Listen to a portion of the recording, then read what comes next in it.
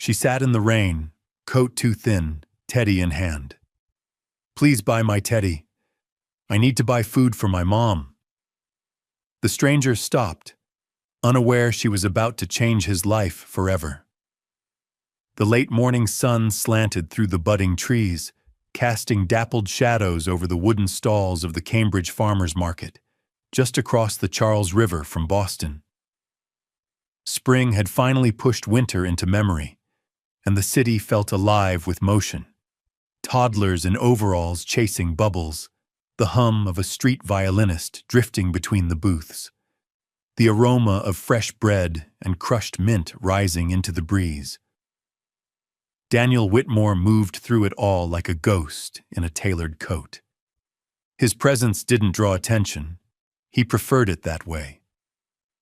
Hands deep in the pockets of his charcoal wool trench, he walked with the posture of someone used to power but uninterested in wielding it anymore. A navy baseball cap sat low on his brow, shielding him from small talk and sunshine. He wasn't here for connection. He never was. He passed a father crouched beside his daughter, helping her choose between pink and yellow tulips. The girl beamed, giggling as she held both to her cheeks. And that's when it hit him.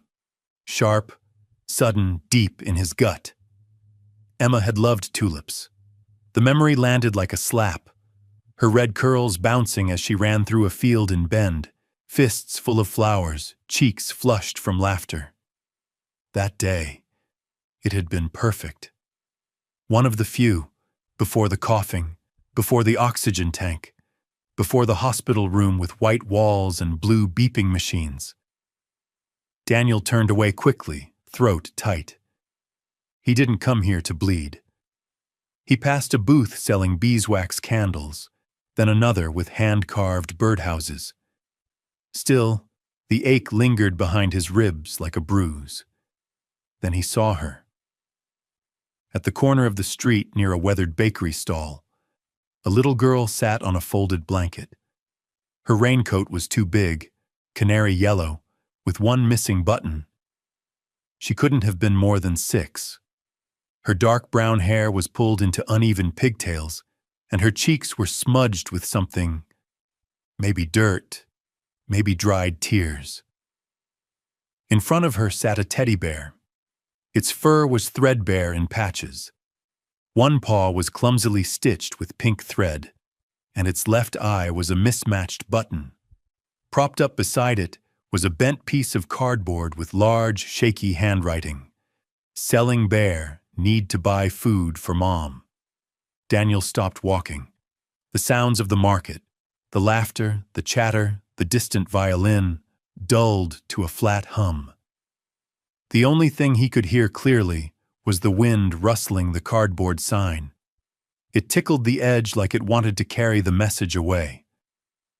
He couldn't move.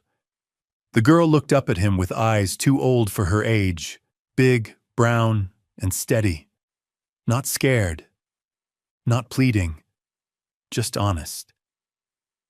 "I cleaned him," she said, her voice small but sure. "Brushed his fur with a toothbrush this morning. He's a good bear. My mom says we shouldn't give up on things that take care of us." Daniel's heart clenched. His knees buckled, not dramatically, not even consciously. He just dropped, as if some invisible force had pulled the strength from his legs and left him kneeling before her on the sidewalk. He stared at the teddy bear like it was an artifact from another life, something sacred. His hands, those same hands that once signed billion-dollar merger contracts, trembled slightly as he reached for the edge of the sign, unsure why he even needed to touch it. "What's your name?" he asked, and his voice sounded unfamiliar to him, rough and low, like it had traveled too far to get out. "Lucy," she said. "But you don't have to remember that if you don't want to." Daniel blinked. "Why are you out here alone, Lucy?" She looked toward the bakery window. "Mama's sick. I told her I'd find something to eat." I was going to ask if I could do a job, but I'm too little. So I brought Mr. Teddy. Mr. Teddy? He repeated. She nodded and patted the bear's head gently. He's scared too, but he said it's okay if I trade him. We talked about it.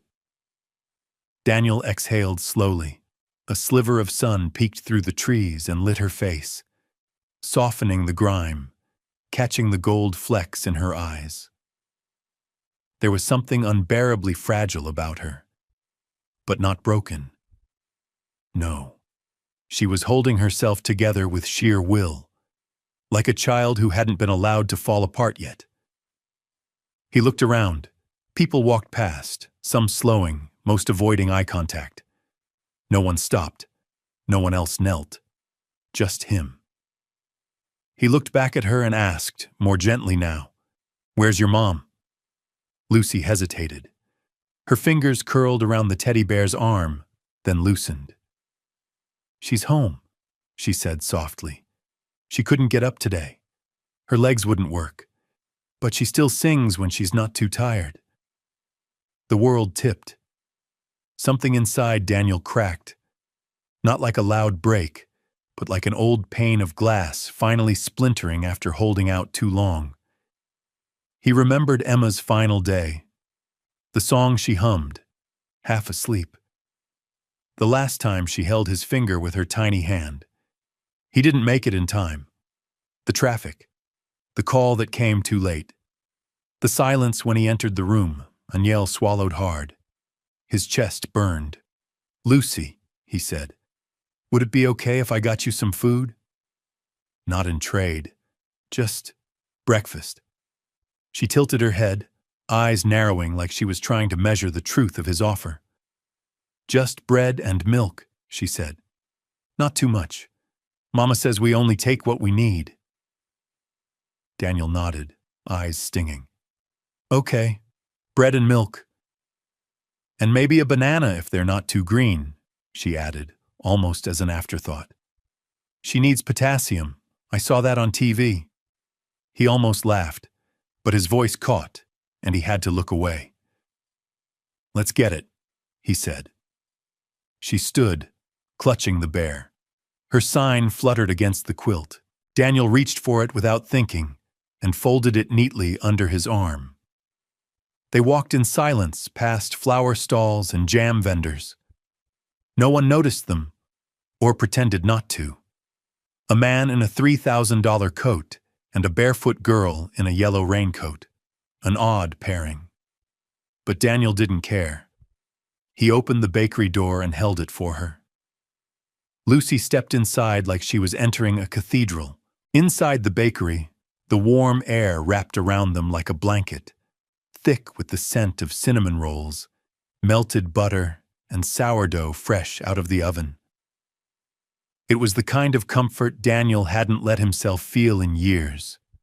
Too soft, too close to memory. Lucy stopped just beyond the threshold, her small hand tightening on the teddy bear as her wide eyes took in the displays.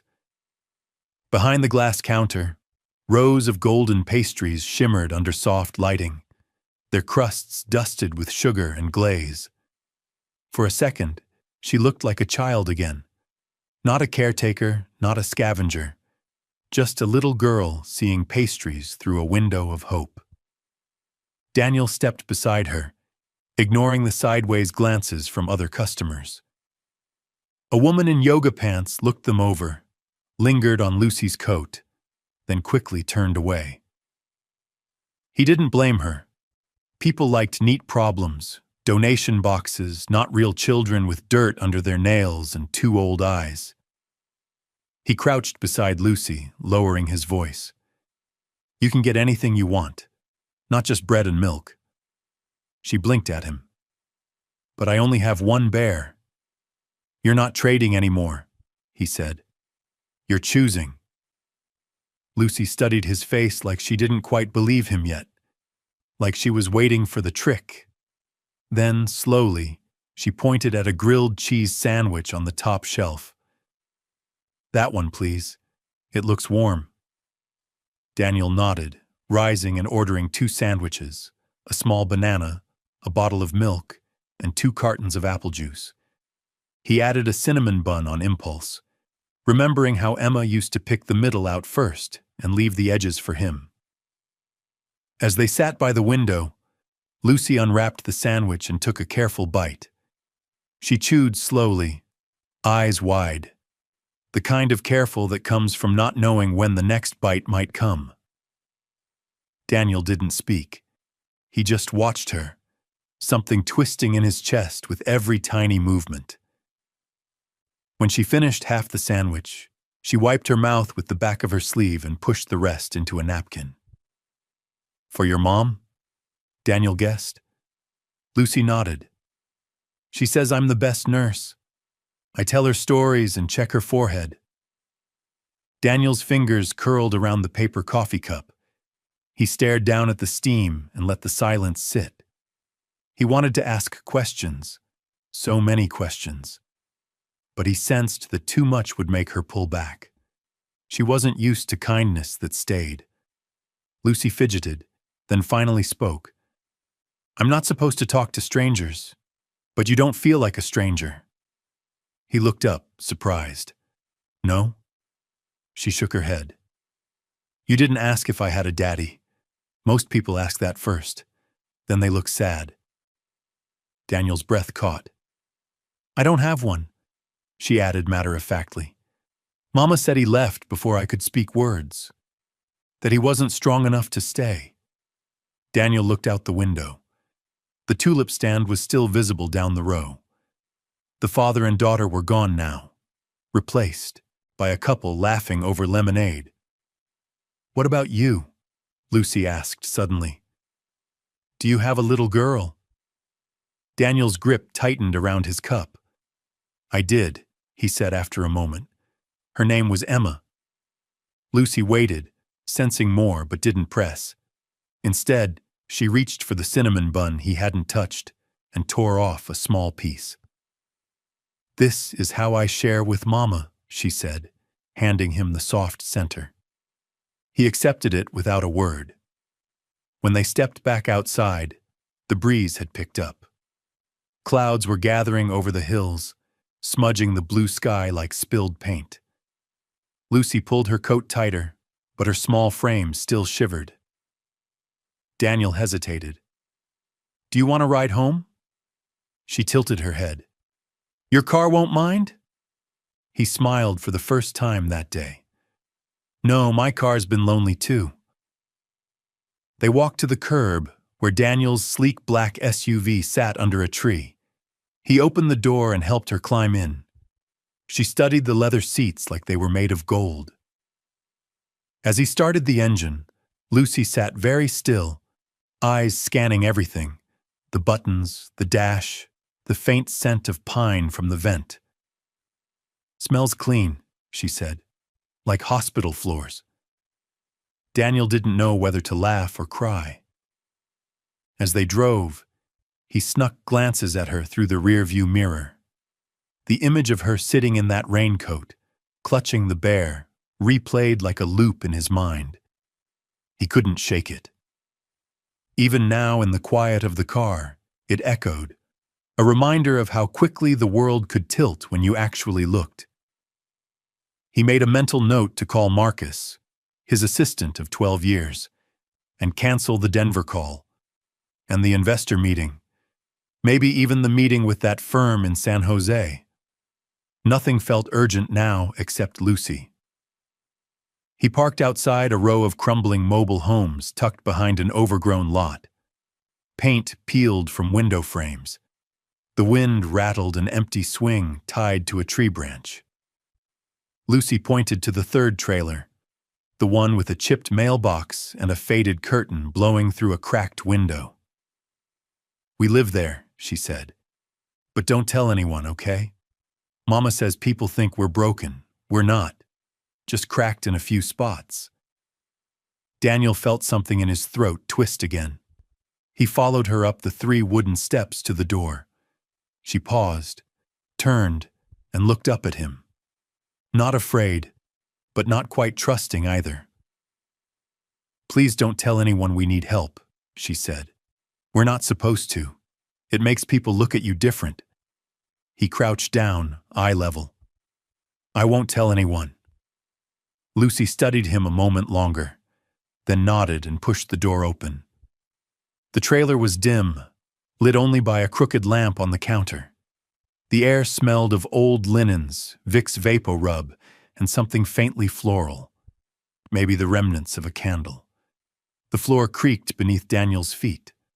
On a makeshift bed in the corner, under a heap of quilts, lay a woman. She was pale, her breathing shallow and uneven. "Mama?" Lucy whispered, walking over and kneeling beside the bed. The woman stirred, eyes fluttering but not quite opening. Daniel stood frozen in the doorway. This wasn't his world. This wasn't stock portfolios or tech labs or corner offices with skyline views. This was survival, raw and unfiltered. And for the first time in years, he didn't feel bigger than the room. He felt human. Lucy looked back at him and whispered she couldn't get up today. Her legs hurt real bad. But she still sings when she's not too tired. Daniel took one slow step forward. He didn't know what came next. Not exactly. But he knew one thing. He wasn't leaving. Not this time. The trailer door creaked open with a sound like something forgotten. Daniel stepped inside, and the air shifted, stale and heavy. The faint buzz of an old refrigerator mingled with the scent of cold medicine, mildew, and something sweet and ghostly. Lavender, maybe, seeping from a stained tablecloth draped over a card table in the corner. His polished leather shoes landed on curling linoleum that had peeled in the corners. The floor dipped beneath his weight. Light came in through one window, filtered through a faded curtain with tiny sunflowers. Once cheerful, now just tired. The lamp on the end table flickered, struggling to hold its breath. Daniel's senses recoiled. His body stiffened, resisting the intimacy of the space. This wasn't the world of boardrooms or private jets or glass elevators humming up to penthouse suites. This was survival, fragile and raw. On the sagging sofa, a woman lay wrapped in a too-thin fleece blanket. Her breathing was shallow, her skin drawn and pale, her lips cracked. She looked far too young to be this broken down.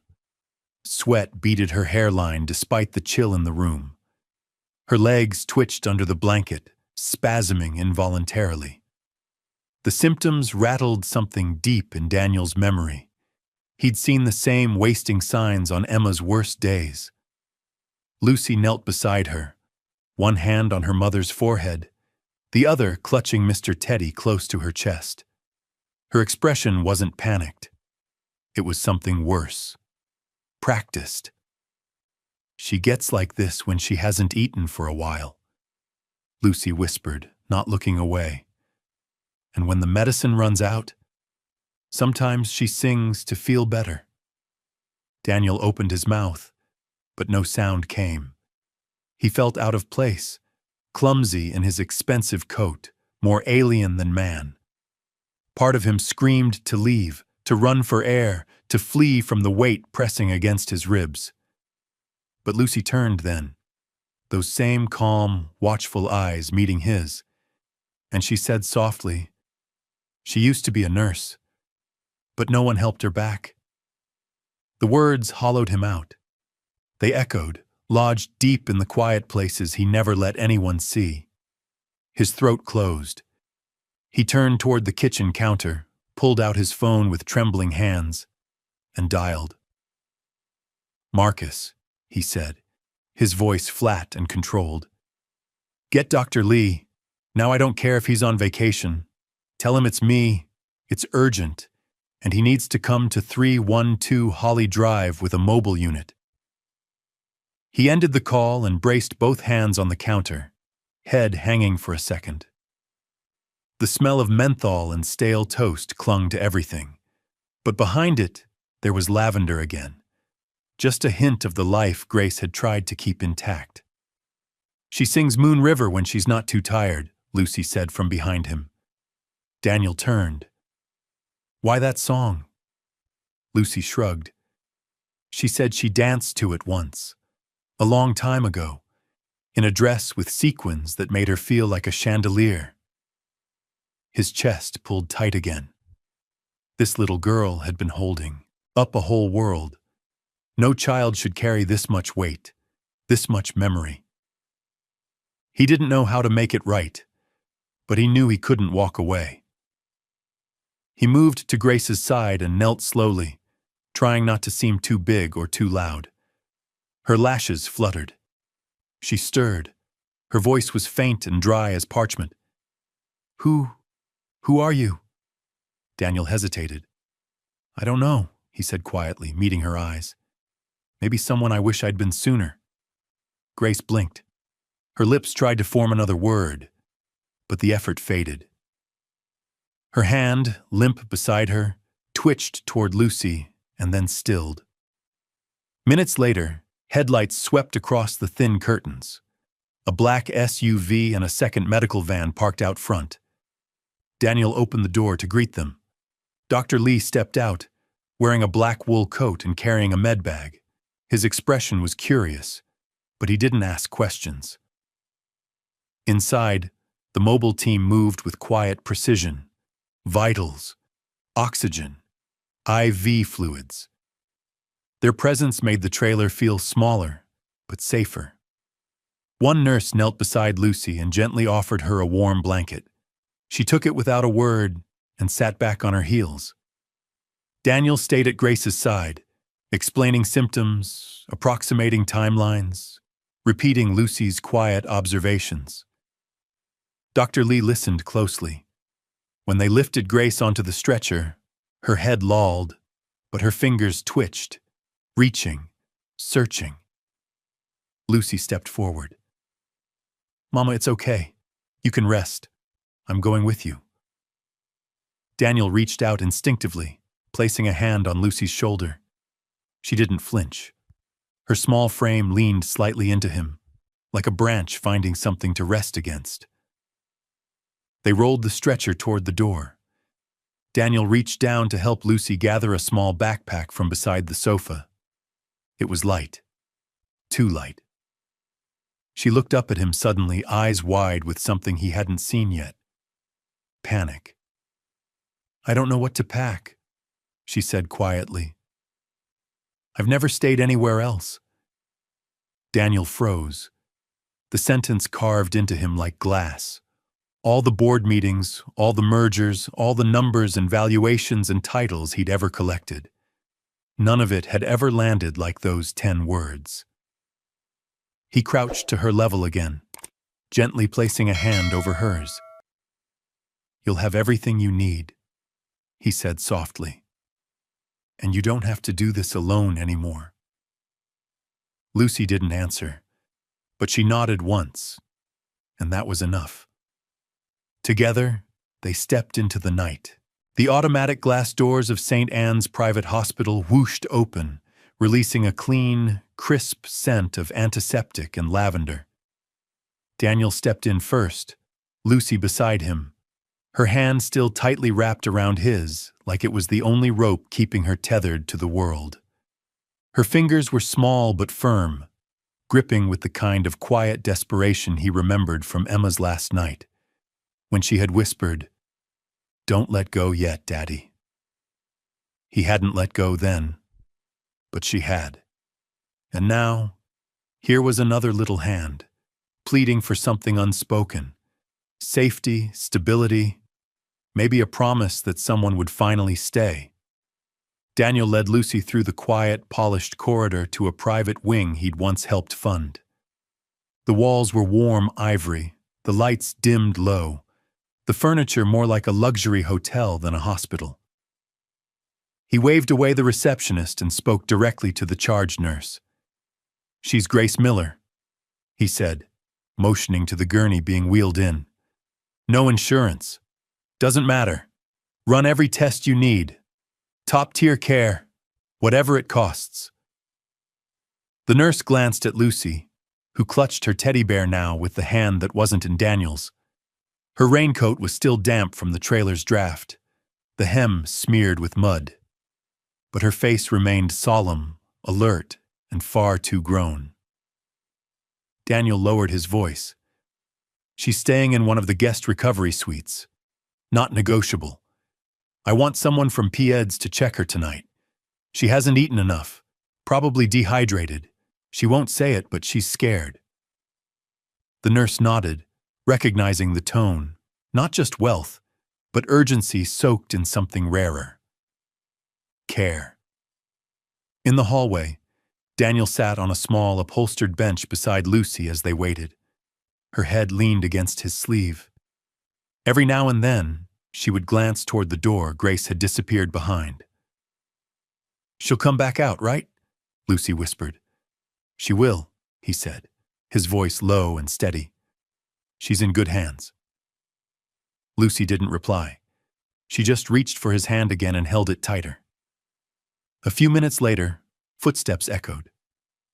Marcus, his longtime assistant, appeared in a pressed gray jacket, looking like he'd run from a car that was still idling outside.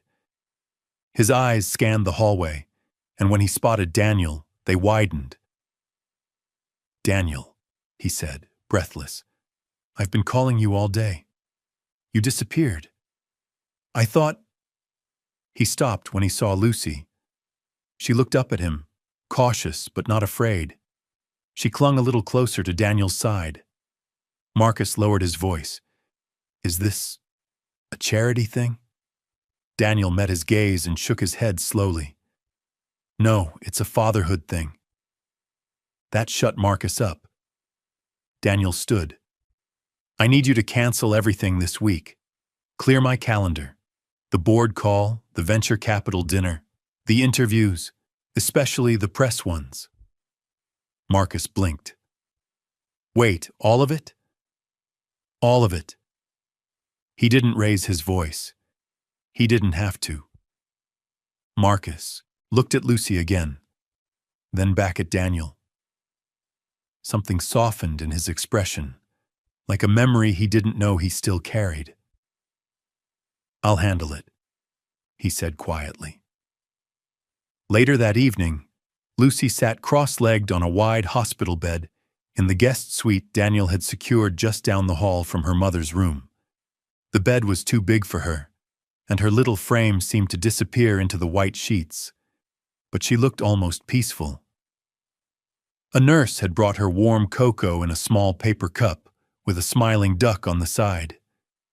She sipped it in silence, eyes half-lidded with exhaustion. Daniel sat in the armchair across from her, watching. She looked over suddenly. "You don't have to stay, you know." "I know," he said, "but I want to." She studied him for a beat longer. Then, without a word, she reached for her teddy bear, held it out, and placed it carefully in his lap. "He keeps bad dreams away," she said. "He's good at that." Daniel looked down at the fraying bear, one eye slightly looser than the other, a paw missing stitches. "Does he work on grown-ups too?" he asked. She shrugged. "He tries." Daniel nodded solemnly and hugged the bear against his chest. A few minutes later, Lucy began to drift. Her breathing slowed. Her eyes fluttered closed. Daniel moved to her bedside and gently pulled the blanket higher up around her shoulders. He sat with her like that, watching, listening to the rhythmic rise and fall of her chest. It was a sound so fragile, so grounding, it cracked something open inside him. He didn't mean to cry. It came suddenly, like a pressure valve releasing after too long. Quiet tears sliding down his face, catching in the corners of his mouth. He turned his head slightly, embarrassed, even though no one was watching. He hadn't wept like this since the day of Emma's funeral, when everything inside him had gone cold and still. But now, warmth was returning. Not comfort exactly, just proof that something still lived inside him. Lucy stirred. He froze. Her voice was a soft mumble, barely audible. "Do you think she'll smile again?" Daniel leaned in, brushing her hair gently off her forehead. "Only if you do too," he whispered. She didn't respond, but her fingers twitched once against the sheets, and in that quiet room, beneath the hum of machines and the faint scent of cocoa, Daniel Whitmore, for the first time in years, let hope take root. The morning sun peeked over the Boston skyline, casting golden streaks across the floor-to-ceiling windows of Daniel's penthouse. But for once, he wasn't there to see it.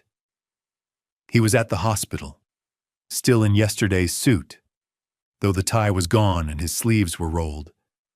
He looked less like the CEO of Whitmore Capital and more like someone's tired uncle who hadn't slept but didn't mind. Lucy sat in a recliner in Grace's recovery room, her sketchbook balanced on her lap. She was quiet but focused, her tongue peeking from the corner of her mouth as she drew. Daniel glanced over her shoulder to find a crayon sketch of a building with tall glass windows and a garden full of smiling flowers out front. "What's that?" he asked. "It's where we'll live," she said matter-of-factly. "When Mama gets better. And if you want to come too, there's a swing with your name on it." He tried to smile, but his chest caught on something too big to laugh around. Grace was still weak, but stronger than the day before. The antibiotics were working. Her color was returning. Dr. Lee had given a cautious thumbs up that morning. Still, she hadn't spoken much. Just quiet nods and soft thank yous that broke into coughs. When Lucy excused herself to visit the playroom downstairs, Daniel sat alone beside Grace, nursing a paper cup of lukewarm coffee. "You shouldn't be doing this," Grace rasped suddenly, her voice like dry paper. Daniel turned, startled. "Doing what?" "All of it. Paying for this, watching her, staying." He met her gaze. "Why not?" Grace coughed, then looked away. "Because I'm not your responsibility. Neither is she." "I know," he said gently. "But maybe I need her as much as she needs me." Grace didn't answer, but she didn't argue either. That evening, Daniel brought Lucy home. Not to the trailer, not yet, to his penthouse. It wasn't planned. He simply couldn't stomach the thought of her falling asleep in a hospital cot another night, or waking up alone. So he made a call, gave a quiet instruction, and by the time they arrived, the guest room had been transformed. It was still sleek. This was Daniel Whitmore's apartment after all. But now there was a small white bed with a quilted cover, a beanbag chair by the window, and a shelf stacked with picture books, colored pencils, and 2 brand-new sketch pads. Lucy stood frozen in the doorway. I've never had a room before," she said. Daniel blinked. "You mean your own room?" She shook her head. "Any room, just mine." He swallowed hard. "Well, now you do."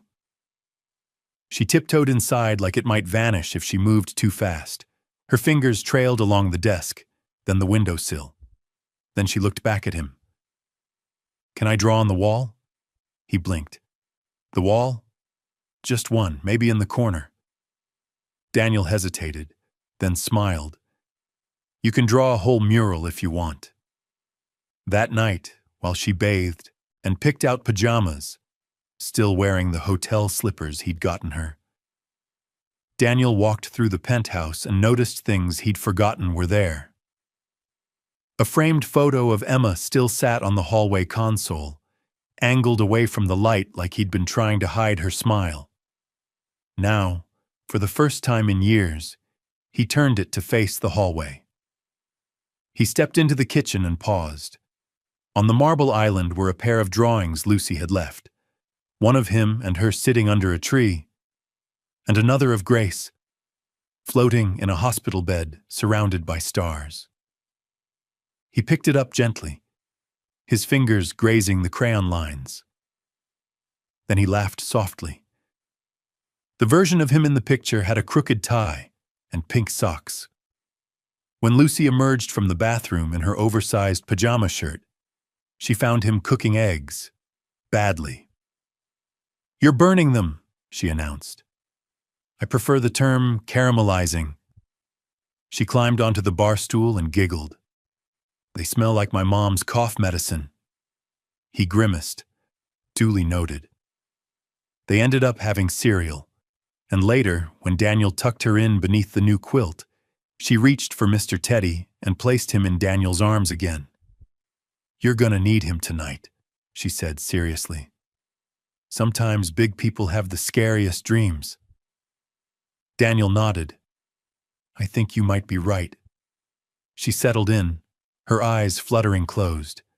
But just before sleep took her, she whispered, "You don't look so sad anymore." He didn't know how to answer. So he leaned down and whispered back, "That's because someone left a little bit of joy lying around." And then he sat in the hallway, long after she'd fallen asleep, just listening to the soft breath of a child in a safe room. His apartment, once filled with silence, now echoed faintly with life. Crayon drawings, half-eaten cereal, the smell of bubblegum shampoo. It wasn't chaos, it was healing. And he wasn't sure when it had happened, but he no longer felt like a visitor in someone else's life. He was home. The rain returned on a Thursday evening. Not the gentle spring drizzle that taps politely on windows, but a full-throated downpour, wind howling down Boston's skyline like it had something to prove. Daniel stood at the glass wall of his penthouse, phone pressed to his ear, staring at the blurry outline of headlights below. He wasn't listening to market updates. Not tonight. He was listening to a nurse. "She was stable this morning," he said tightly. "I know, Mr. Whitmore," the nurse replied gently. "But her fever spiked after lunch. Dr. Lee thinks it may be a secondary infection. We've already started new antibiotics, but she's not responding as quickly as we hoped." Daniel's hand tightened around the phone. He turned, eyes scanning the hallway to make sure Lucy was still asleep in the guest room. "Is she awake?" he asked. "She was, briefly," the nurse said. "She asked for Lucy and you." Daniel's breath caught. "I'll be there in 20. He hung up, tossed on his coat, and slipped into the quiet bedroom where Lucy lay curled under the quilt, clutching Mr. Teddy. She stirred as he approached, eyes squinting in the dim light. "Is Mama okay?" "She's feeling a little tired tonight," he said gently. "But I think she'd like to see you." Lucy was already sitting up before he finished the sentence. She slid off the bed, bare feet padding softly against the carpet. "I'll get my coat." They arrived at the hospital in under 15 minutes. The rain lashed sideways across the windshield, and Daniel's hand never left Lucy's shoulder in the back seat. She clutched her bear the whole way, lips pressed into a tight line. Grace looked worse than before. She lay under layers of heated blankets, her face slick with sweat, her hair damp and clinging to her cheeks. Her eyes fluttered open when they entered, but she didn't speak. Her gaze shifted toward Lucy first, then to Daniel, and something fragile passed between them. A flicker of apology, or maybe resignation. Lucy climbed onto the chair beside the bed. She didn't cry. She just held her mother's hand and began to hum, quietly, shakily, the tune to Moon River. Daniel stood near the door, unsure of his place, until Grace's hand lifted weakly and gestured for him to come closer. He stepped forward, sitting on the other side of the bed. The machines beeped steadily. Outside the window, the city blurred behind streams of rain. "I'm not strong enough," Grace whispered, voice barely audible. Daniel leaned in. "Yes, you are," She shook her head. I don't want her to see me like this. She's not afraid, he said softly. She just wants you to come home. Grace turned her head, eyes glistening. And what do you want, Daniel? He froze. I want to fix something, he said honestly. And I want to stay. Grace gave a tired smile. That's the first honest thing you've said. He nodded, swallowing hard. I know. They sat in silence for a long time. Lucy had fallen asleep, her head resting on her mother's side, her hand still wrapped around Grace's wrist. Daniel stayed the night. He didn't call Marcus. He didn't check his calendar. He pulled a chair next to the hospital bed and watched mother and daughter breathe in tandem. In the early hours, when the fever hadn't broken and the nurses moved around them like ghosts, Daniel stood alone by the window, whispering to no one. If you're still listening, please don't take another one from me. He closed his eyes. Rain traced down the glass like tears on stone. He didn't believe in miracles, but he believed in Lucy. And tonight, that was enough to keep him on his knees. By the end of the week, Grace's fever had broken. Her color had returned, her breathing was steadier, and she no longer drifted in and out of half-consciousness. She wasn't strong yet, but the worst had passed. The doctors called it progress. Lucy called it a miracle. Daniel called it a reason to breathe again. They let Grace sit up for the first time on Saturday morning. Lucy helped tuck extra pillows behind her back, babbling about the scrambled eggs Daniel had tried and failed to make. He burned the toast, she said proudly, as if it had been a great adventure. Grace chuckled weakly. He never did strike me as a kitchen kind of man. I'm evolving, Daniel muttered from the doorway. He'd brought flowers this time. Sunflowers, the kind that turned toward the light. He placed them on the windowsill next to Lucy's latest drawing. A family of 3 standing in front of a garden with a crooked tree and a birdhouse. No labels, no names. But the man in the picture had Daniel's tie, and the woman had Grace's scarf.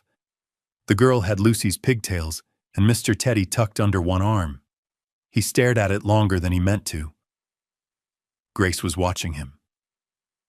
You've changed, she said quietly, when Lucy had stepped into the hallway to stretch her legs. Daniel didn't turn around. I've remembered who I used to be. No, she said. You've become who you never thought you could. He exhaled slowly, then walked to the chair beside her. I don't know what this is, he said, not looking at her, or where it's going. But when I'm not with Lucy, I miss her. When I'm not here with you, I feel like I've forgotten something important. I haven't felt anything this grounded since...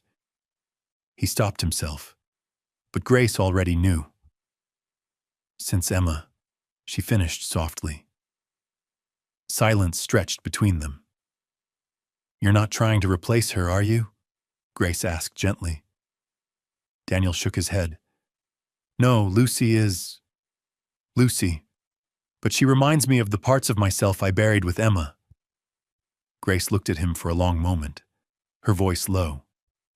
And what do you want, Daniel? I want to be the one she runs to when she's scared. I want to make her breakfast without burning it someday. I want to give her a room that's hers, a life that doesn't feel borrowed. I want to show up. Really show up. Grace swallowed hard. Her voice cracked. That's not nothing, you know. Daniel nodded. I know. By Monday, Grace was well enough to sit with Lucy in the hospital courtyard garden, a small square of benches and pansies tucked between tall glass walls. Daniel joined them after a conference call he barely remembered. His tie was gone again. So was the briefcase. In its place was a bag of books he and Lucy had picked out together. They sat for hours, talking, laughing, reading pages out loud and drawing imaginary creatures with sidewalk chalk.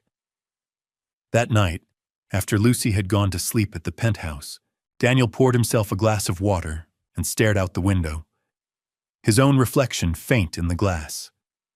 Then he picked up the phone.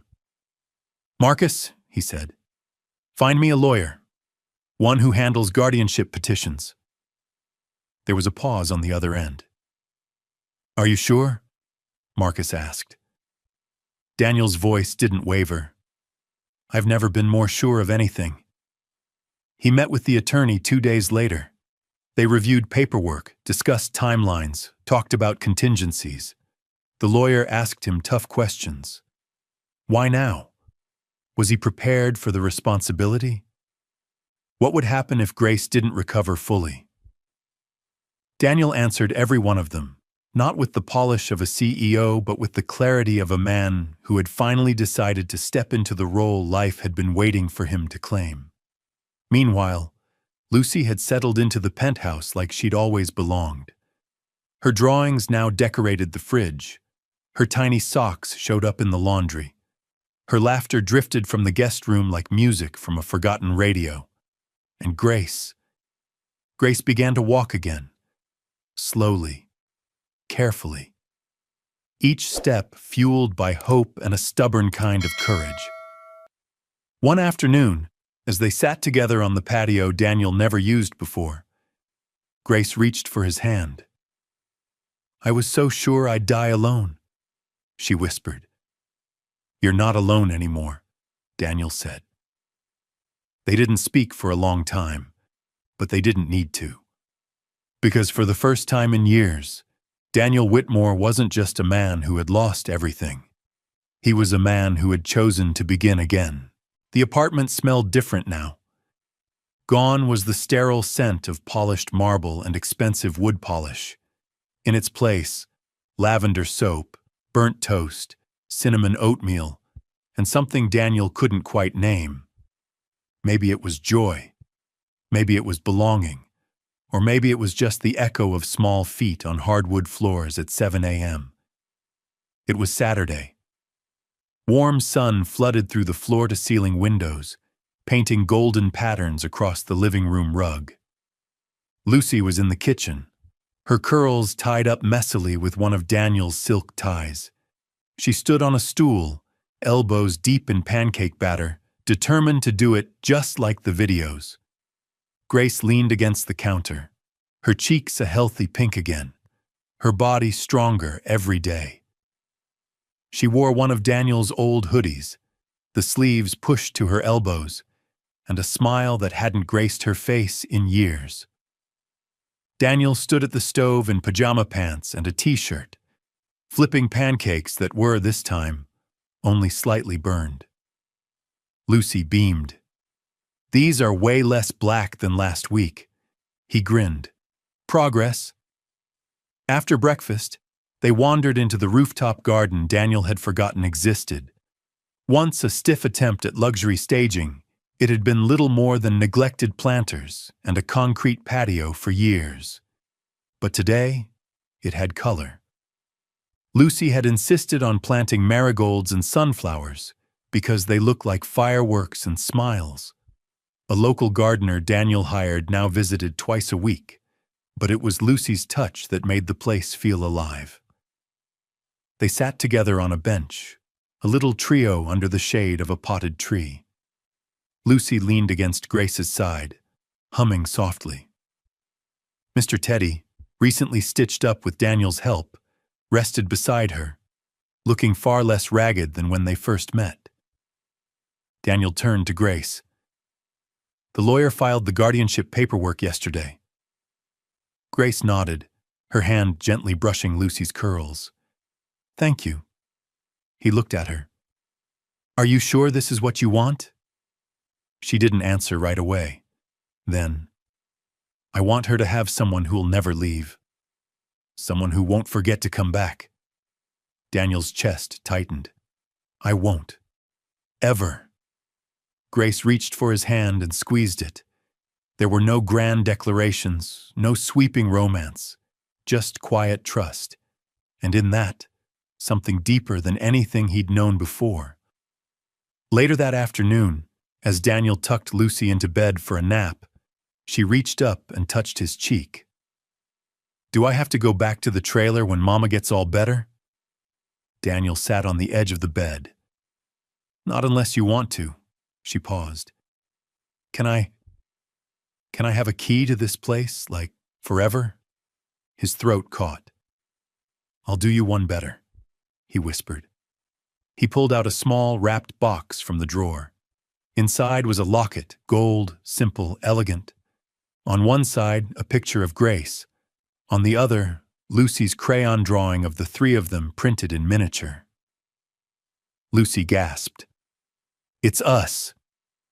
Daniel nodded. "Why, wherever you go, we go too." She threw her arms around his neck. "You're really not leaving?" He hugged her tightly. "Not in a million years." That evening, the three of them sat in the garden again, sipping cocoa as string lights flickered overhead. The city hummed below, but up here it was quiet. Just the rustle of leaves, the clink of mugs, and the sound of a child's giggle against the wind. Grace leaned her head on Daniel's shoulder.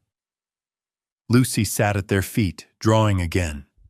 This time she sketched a small house with an open door, flowers on the windowsill, and 3 stick figures holding hands beneath the sun. She held it up proudly. "Look, it's us, at home." Daniel looked at the picture, and for the first time in what felt like a lifetime, he didn't feel like a man trying to rebuild something lost.